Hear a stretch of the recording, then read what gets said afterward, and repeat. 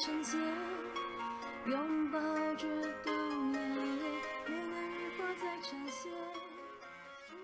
Hello, I'm Ross from figurepainting.co.uk, and this is this month's review of Wargames Illustrated. I'm actually ahead of the game for once. It's the February issue, which is issue number 364. The theme is Battle Honours. Okay, the whole idea of bravery and bonuses and that kind of thing. As always, I'll give you Dan's introduction. Rewarding our plucky figures for their heroic deeds on the tabletop is not easy. Whilst medals for personal valour and honours for regiments are common on the battlefields we seek to emulate, it's tricky rewarding our pewter and plastic warriors. There we go. We suggest some ideas for awarding honours to our models and players, mimicking those of real life. And on we go.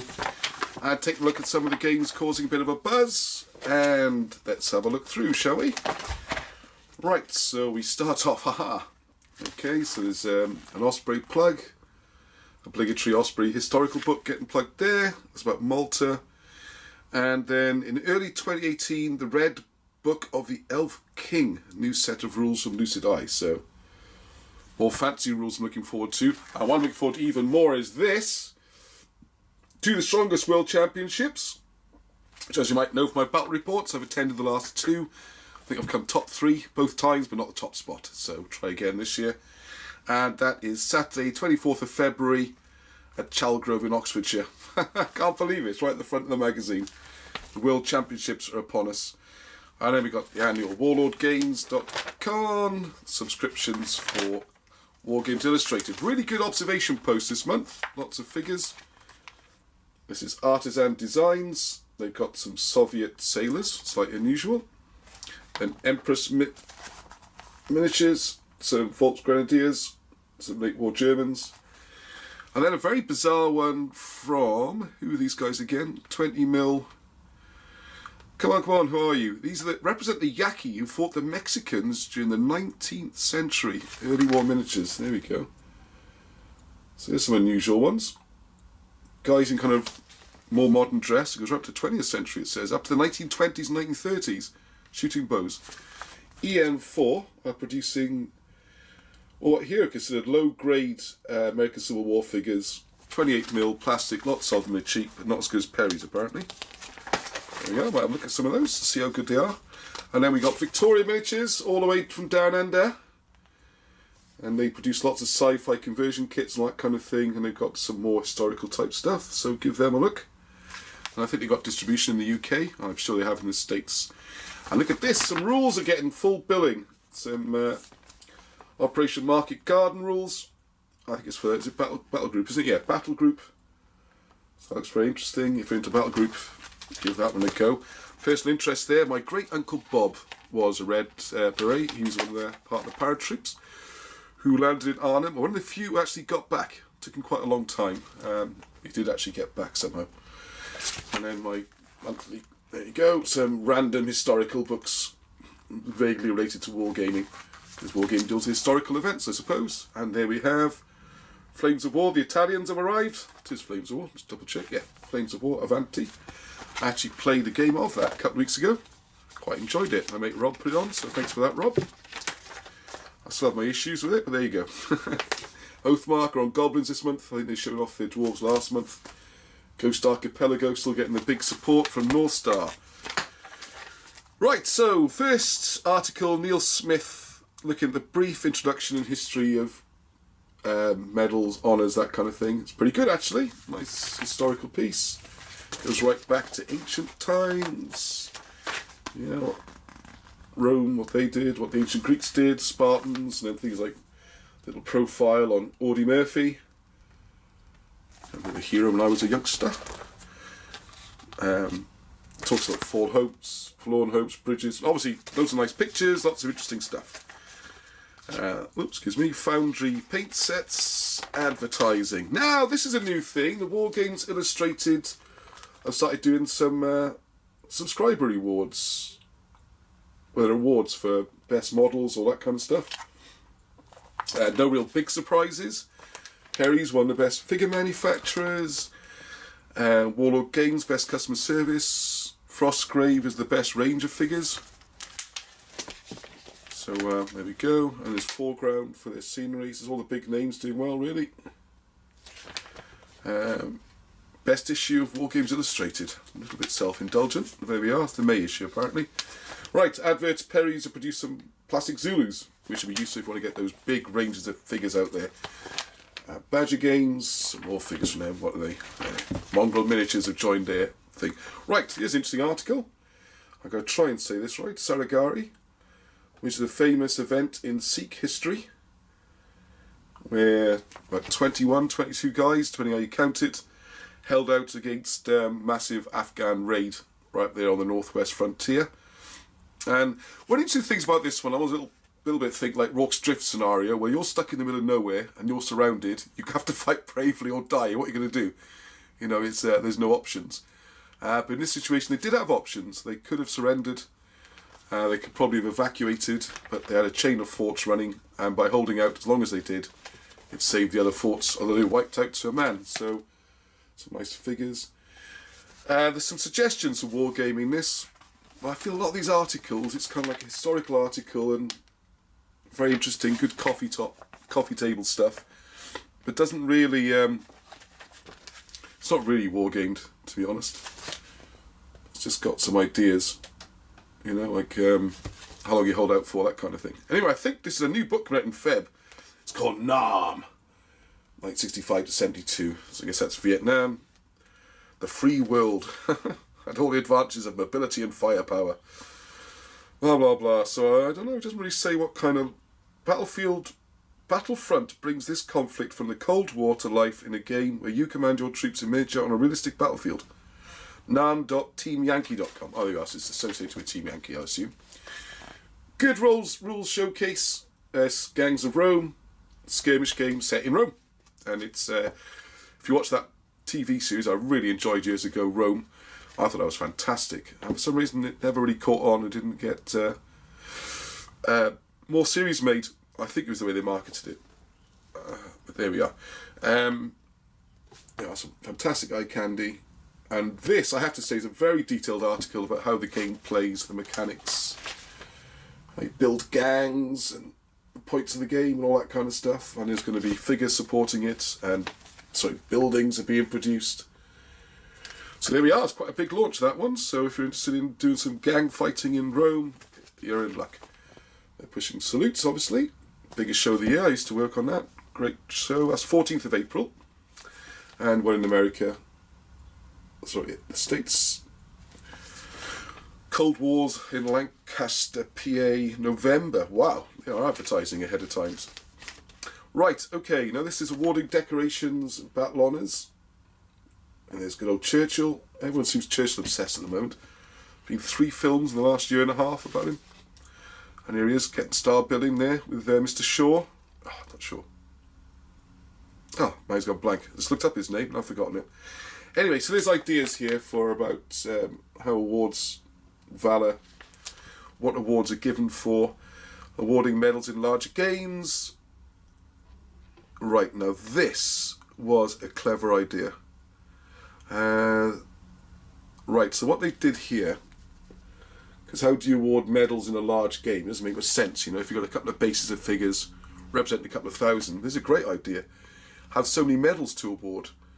So it's a bit like wargaming back to front. What you do is, if you've got a particular crucial bridge or something you're trying to hold, then award a couple of VCs or medals of some type, and that will give you a bonus or a reroll or something, and you have so many medals to award.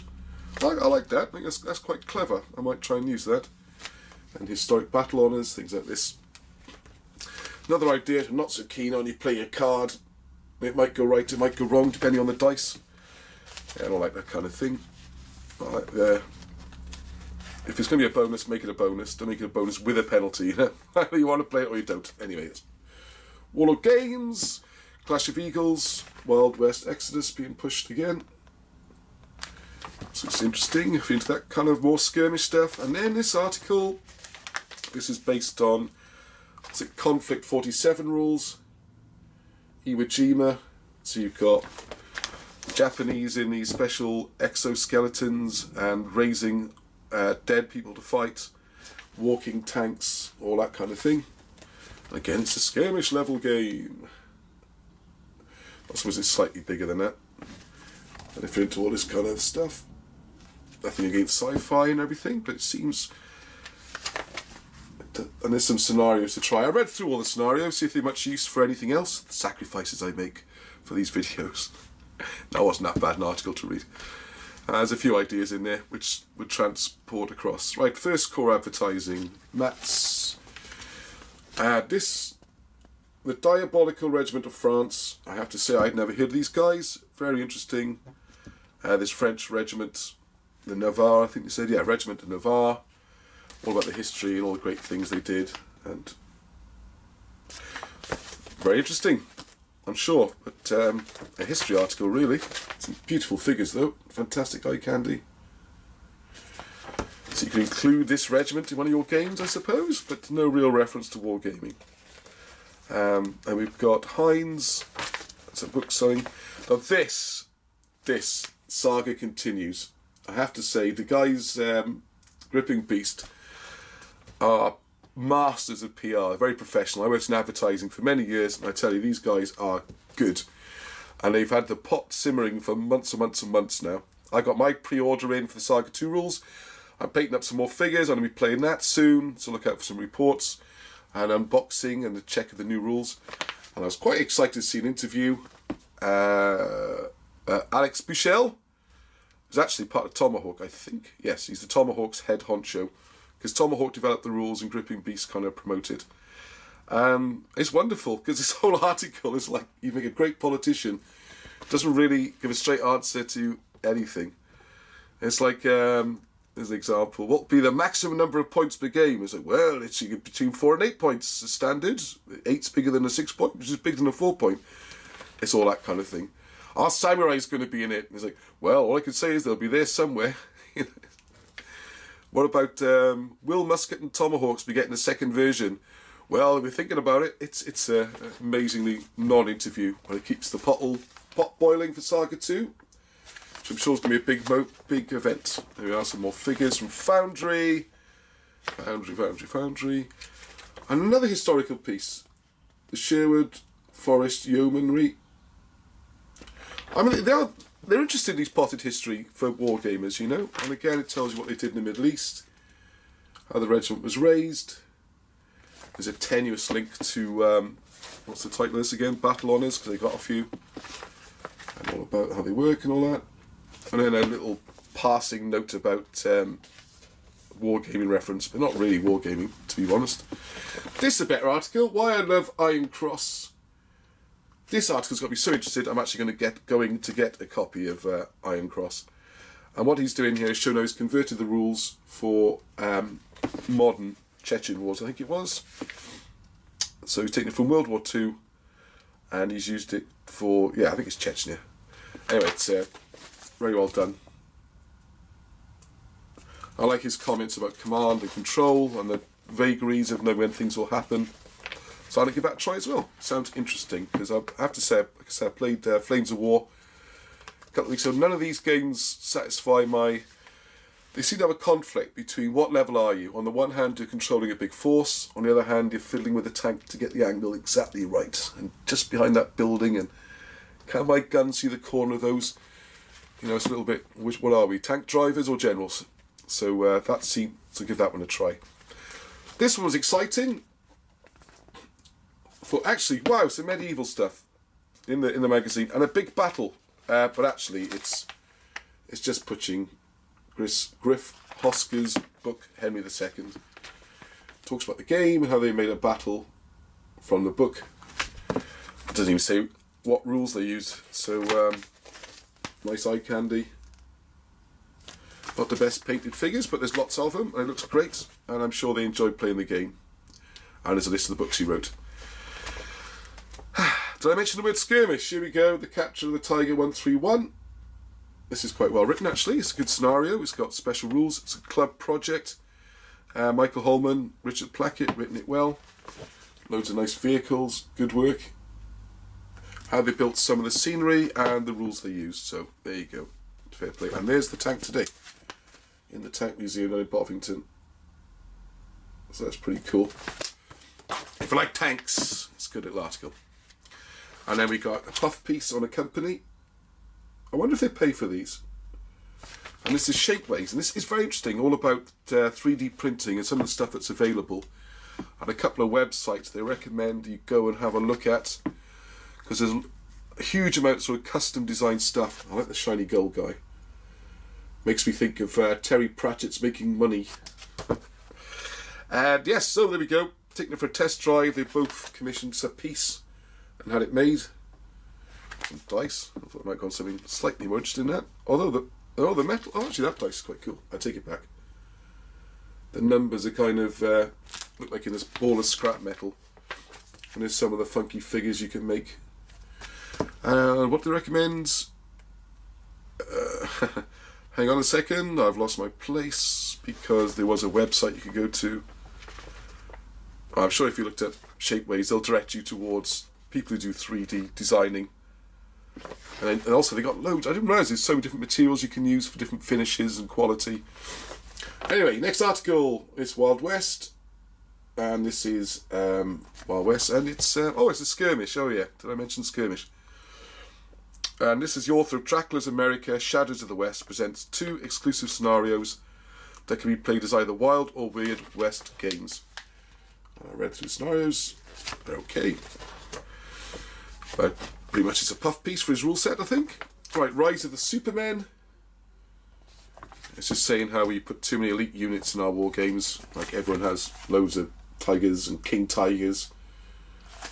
And we're obsessed with giving the British all sorts of shooting bonuses, and maybe it unbalances games. So, okay. Mark Sherwood always writes very well. Oh, what a coincidence. Here's pushing an advert pushing the rules for Dracula's America, the article we just read. And there's some furniture of Streets of Rome. Art Master Studios. It does seem that Molly's adverts tie in with the stuff that's being covered. And then we're into the small ads, so I'm not going to go through all of them here now. So that's it, really. To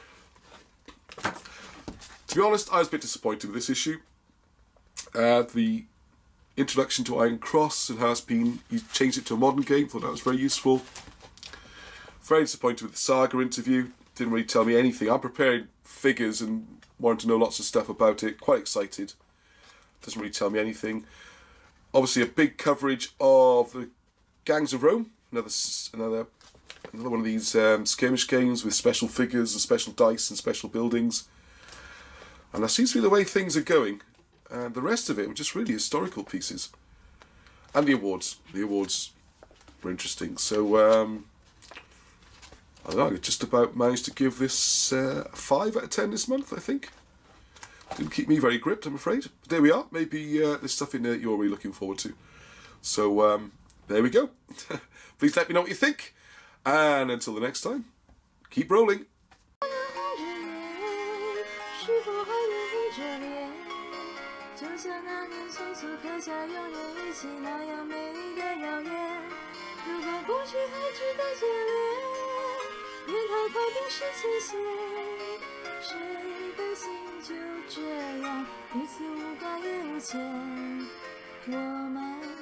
互相亏欠，